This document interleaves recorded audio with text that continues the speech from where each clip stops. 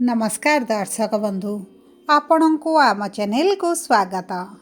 पवित्र धनु संक्रांतिर हार्दिक अभिनंदन एवं शुभेच्छा जणाई आजिर कार्यक्रमटी को आग को बढ़ाइबा। आजिर कार्यक्रमटी समस्त सिंह राशि व्यक्ति विशेषंक पाई बहुत अधिक गुरुत्वपूर्ण रही। कारण यही धनु संक्रांति दिन सूर्य आसवे आपणकर पंचम भाव को, जो भाव को संतानर गृह, बुद्धिमतार गृह, शिक्षार गृह एवं आपणक प्रेम संपर्कर गृह बोली कह जाए। एवं यही त्रिकोण भाव एवं निज गृह रे सूर्य आपण को देवे द्विगुणित शुभाशुभ फल। ता सहित गुरु आपणकर एकादश गृह रही आपणकर शुभाशुभ फल को द्विगुणित करिवे। दीर्घ दिन है गुरु आपणकर जो द्वादश गृह रही आपणक आर्थिक क्षेत्र में जो समस्या सृष्टि करथिले, कारण कुंडलीर षष्ठ अष्टम द्वादश गृह को जेहेतु शुभ गृह बोली मना जाएनी, तेणुकर गृह रे जेकोसी शुभ ग्रह विराजमान कले मध्य आपण को अशुभ फल प्रदान करिथांती। तेणुकर गुरु शुभ ग्रह शुभ कार्यर कारक ग्रह हेले मध्य आपण को अशुभ फल प्रदान करुथिले। ता सहित जेहेतु आपणकर शनिकर 7.5 चली एवं शनि अछंती आपणकर अष्टम भाव रे, जो भाव को मृत्युतुल्य कष्ट मृत्युर गृह पीड़ार गृह बोली कह जाए, से ही गृह रे शनि आपण को किभली फल प्रदान करिवे एही वीडियो रे विस्तृत भाव रे आलोचना करिबा। ता सहित आपण को किछिटा चमत्कारी उपाय मध्य प्रदान करिबी, जहाँ आपणकर अशुभत्व को दूर करिबारे बहुत अधिक सहायता प्रदान करिबो। कारण आपणकर राशि स्वामी सूर्यदेव निजर गोचर रे करुचंती बड़ परिवर्तन। किंतु वीडियोटी आरंभ करने पूर्वरु जदि आपणकर भी सिंह राशि होइथाए एवं आपण भी ईश्वर को आंतरिक भक्ति एवं विश्वास करती, तेबे वीडियोटी को लाइक करंतु। कमेंट बॉक्स रे जय जगन्नाथ जय माँ लक्ष्मी अवश्य लिखि दियंतु। ता सहित आम सह जोगाजोग करिबा पई वीडियोर मध्य भाग रे एक व्हाट्सएप नंबर टिए दिया जाइछि, जो नंबर साहाय्य आपण आम सह जोगाजोग करी निजर नूतन कुंडली प्रस्तुत करि परिबे, कुंडली विश्लेषण कराई परिबे, किंबा आपणकर चाकरी विवाह व्यवसाय प्रेम संपर्क शिक्षा स्वास्थ्य को नहीं किछि समस्या रही ताहार सहजरे एवं स्वल्प मूल्य रे समाधान करि परिबे। सेतिपई आपण आम सह वीडियोर शेष पर्यंत जोड़ी होई रुहंतु एवं व्हाट्सएप नंबर माध्यम रे आम सह जोगाजोग करंतु। एबे आसंतु कार्यक्रमटी को आग को बढ़ाइबा एवं सर्वप्रथमे जानिबा आपणकर कर्म क्षेत्र चाकरी व्यवसाय किभଳି रहिबो।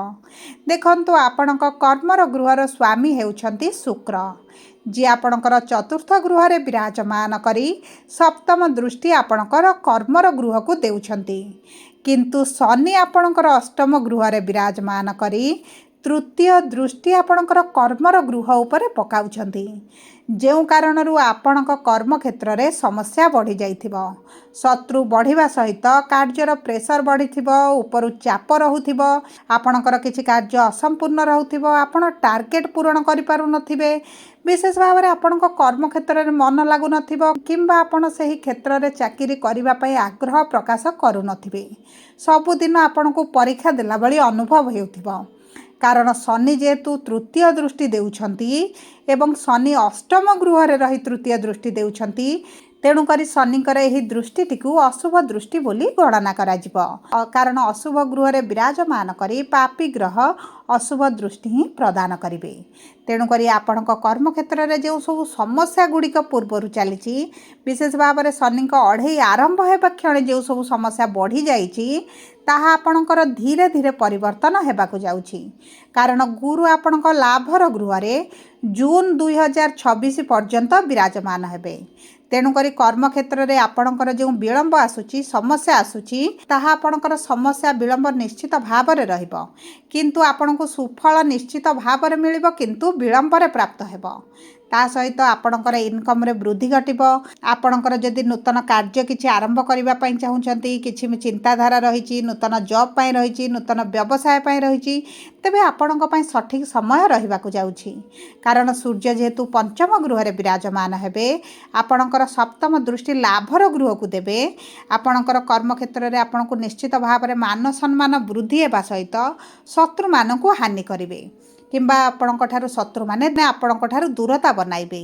ଯେହେତୁ ସୂର୍ଯ୍ୟଙ୍କର ସପ୍ତମ ଦୃଷ୍ଟି ଆପଣଙ୍କ କର୍ମକ୍ଷେତ୍ରକୁ ରହୁଥିଲା, ଆପଣଙ୍କ ବାଣୀ ମଧ୍ୟ ଆପଣଙ୍କ କର୍ମକ୍ଷେତ୍ରରେ ବହୁତ ଗୁଡ଼ିଏ ସମସ୍ୟା ସୃଷ୍ଟି କରୁଥିଲା।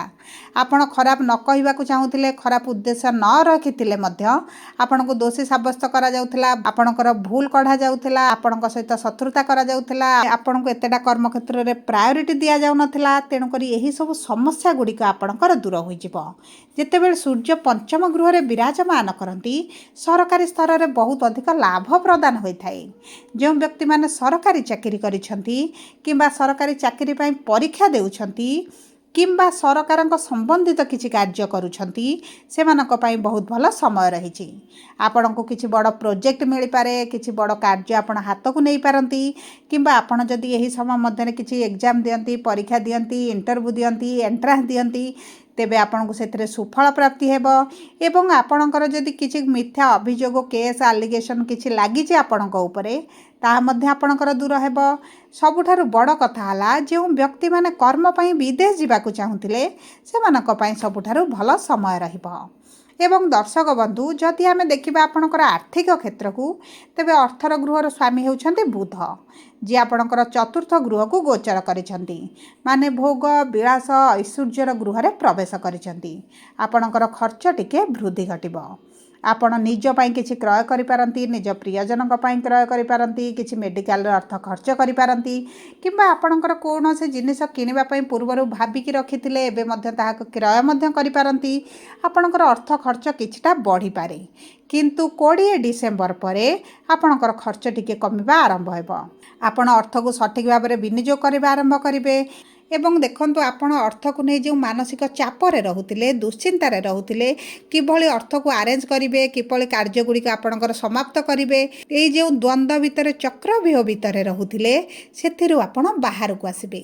ଆପଣଙ୍କର ଋଣ ପରିଶୋଧ କରିବେ, ଆପଣଙ୍କର କରଜ କମିବ। ଆପଣ ଯଦି କିଛି ଲୋନ୍ ଚାହୁଁଥିଲେ, ଆପଣଙ୍କୁ ପ୍ରାପ୍ତ ହେଉନଥିଲା, ତାହା ମଧ୍ୟ ଆପଣଙ୍କୁ ପ୍ରାପ୍ତ ହେବ। କିଛି ଅଚାନକ ଧନ ପ୍ରାପ୍ତି ହୋଇପାରେ କିମ୍ବା ସରକାରୀ ମାଧ୍ୟମରୁ ମଧ୍ୟ ଆପଣଙ୍କୁ କିଛିଟା ଅର୍ଥ ପ୍ରାପ୍ତି ହୋଇପାରେ। ଏବଂ ଦର୍ଶକ ବନ୍ଧୁ, ଯଦି ଆପଣଙ୍କର ଅର୍ଥ କେଉଁଠି ଫସିକି ରହିଛି, ଆପଣ କାହାକୁ ସାହାଯ୍ୟ ଆକାରରେ ଦେଇଥିଲେ, ଧାର ଆକାରରେ ଦେଇଥିଲେ କିମ୍ବା ସରକାରଙ୍କ ସ୍ତରରେ କିଛି ଅର୍ଥ ରହିଛି, ଆପଣଙ୍କର ସାଲାରୀ ହେଉ, ଆପଣଙ୍କ PF ପଇସା ହେଉ, ସେହି ସବୁ ଅର୍ଥ ଗୁଡ଼ିକ ମଧ୍ୟ ଆପଣଙ୍କୁ ମିଳିପାରେ। ସେଥିପାଇଁ ଆପଣଙ୍କୁ ଉଦ୍ୟୋଗ କରିବାକୁ ପଡ଼ିବ, ଚେଷ୍ଟା କରିବାକୁ ପଡ଼ିବ। କାରଣ ଆପଣଙ୍କର ଶନି ଅଷ୍ଟମ ଗୃହରେ ରହି ଆପଣଙ୍କର ପରିଶ୍ରମକୁ, କାର୍ଯ୍ୟକୁ ବଢ଼ାଇବେ। ଆପଣଙ୍କର ଭାଗ୍ୟ ଏହି ସମୟ ମଧ୍ୟରେ ଆପଣଙ୍କର ଏତେ ସାଥ ଦେବ ନାହିଁ। ତା ସହିତ ଯଦି ଆମେ ଦେଖିବା ଆପଣଙ୍କ ବୈବାହିକ ସମ୍ପର୍କ, ବିବାହର ଯୋଗକୁ, ତେବେ ବିବାହର ଗୃହରେ ରାହୁ ବିରାଜମାନ କରିଛନ୍ତି। କୁଣ୍ଡଳୀରେ ଯଦି ରାହୁ ଭଲ ଅଛନ୍ତି, ତେବେ ଚାଲାକ, ଚତୁର, ବୁଦ୍ଧିମାନ ହେବା ସହିତ ସମ୍ପର୍କକୁ କିଭଳି ଆପଣ ମ୍ୟାନେଜ୍ କରିବେ, ଆପଣ ସମ୍ପର୍କକୁ କିଭଳି ମଧୁର ରଖିବେ, ଆପଣଙ୍କ ପାଇଁ ଭଲ ରହିବ। କିନ୍ତୁ ରାହୁ ଆପଣଙ୍କୁ ସମ୍ପର୍କରେ ଭ୍ରମିତ କରିପାରନ୍ତି, ଆପଣଙ୍କ ମନରେ ବିଭିନ୍ନ ପ୍ରକାର ଚିନ୍ତାଧାରା ଆଣିପାରନ୍ତି, ସନ୍ଦେହ ଆଣିପାରନ୍ତି, ଅଯଥାରେ ଦୁଶ୍ଚିନ୍ତା ଗୁଡ଼ିକ ମନକୁ ଆସିପାରେ, ଯେଉଁ କାରଣରୁ ପତି ପତ୍ନୀଙ୍କ ମଧ୍ୟରେ ଝଗଡ଼ା, ମନମାଳିନ, ମତଭେଦ, ଏହିଭଳି ଛୋଟ ବଡ଼ ସମସ୍ୟା ଆପଣଙ୍କର ଲାଗି ରହିପାରେ। ସେଥିପାଇଁ ଆପଣ କୌଣସି ସଠିକ୍ ଭାବରେ ନ ଜାଣି କିଛି ମିଥ୍ୟା ଆରୋପ ଲଗାନ୍ତୁ ନାହିଁ। ଆପଣ ଚେଷ୍ଟା କରନ୍ତୁ ଟିକେ ନୀରବ ରହିବା ପାଇଁ, ମନକୁ ସ୍ଥିରତା ଆଣିବା ପାଇଁ। ଏବଂ ଦେଖନ୍ତୁ, ଯେଉଁମାନେ ବିବାହ କରିବା ପାଇଁ ଚାହୁଁଛନ୍ତି, ସେମାନଙ୍କ ବିବାହର ଭଲ ଯୋଗ ରହୁଛି, କାରଣ ଗୁରୁଙ୍କର ନବମ ଦୃଷ୍ଟି ଆପଣଙ୍କର ବିବାହର ଗୃହ ଉପରେ ରହିବ। ଯେଉଁ ସିଂହ ରାଶିର ବ୍ୟକ୍ତିମାନଙ୍କର ବିବାହରେ ବିଳମ୍ବ ହେଉଥିଲା, ଶତ୍ରୁ ବୃଦ୍ଧି ହୋଇଥିଲେ, ବିବାହ ଭାଙ୍ଗି ଦେଉଥିଲେ, ବିବାହ ହୋଇପାରୁନଥିଲା, ବୟସ ବଢ଼ିଲାଣି, ବିବାହରେ ଆପଣଙ୍କର ସମସ୍ୟା ଆସୁଛି, ଅର୍ଚ୍ଚନା ଆସୁଛି ଏବଂ ଆପଣଙ୍କ ମନପସନ୍ଦର ପ୍ରସ୍ତାବ ଆସୁନି, ଆପଣଙ୍କ ତରଫରୁ ହଁ ହେବା ସତ୍ତ୍ୱେ ମଧ୍ୟ ଆପଣଙ୍କ ବିବାହ ହୋଇପାରୁନାହିଁ, ତେବେ ଏହିସବୁ ସମସ୍ୟା ଆପଣଙ୍କର ଦୂର ହୋଇଯିବ। ଏବଂ ତା ସହିତ ଯଦି ଆମେ ଦେଖିବା ଆପଣଙ୍କ ପ୍ରେମ ସମ୍ପର୍କକୁ, ତେବେ ପ୍ରେମର ଗୃହକୁ ସୂର୍ଯ୍ୟ ଗୋଚର କରିଛନ୍ତି, ମଙ୍ଗଳ ମଧ୍ୟ ଆପଣଙ୍କର ପ୍ରେମର ଗୃହରେ ବିରାଜମାନ ହୋଇଛନ୍ତି। ଟିକେ ଝଗଡ଼ା, ମନମାଳିନ, ମତଭେଦ ଦେଖା ଦେଇପାରେ, କିନ୍ତୁ ଯଦି ଆପଣ ପ୍ରେମ ବିବାହ କରିବା ପାଇଁ ଚାହୁଁଛନ୍ତି, ଏହା ଆପଣଙ୍କ ପାଇଁ ଅତି ଶୁଭଦାୟକ ରହିବ। ତା ସହିତ ଯେଉଁମାନେ ଦ୍ୱିତୀୟ ବିବାହ କରିବା ପାଇଁ ଚାହୁଁଛନ୍ତି ଏହା ମଧ୍ୟ ଆପଣଙ୍କ ପାଇଁ ବହୁତ ଅଧିକ ଶୁଭଦାୟକ ରହିଛି। ଏବେ ଆସନ୍ତୁ ଜାଣିବା କିପରି ରହିବ ଆପଣଙ୍କର ଶିକ୍ଷା ଏବଂ ସନ୍ତାନର ଯୋଗ।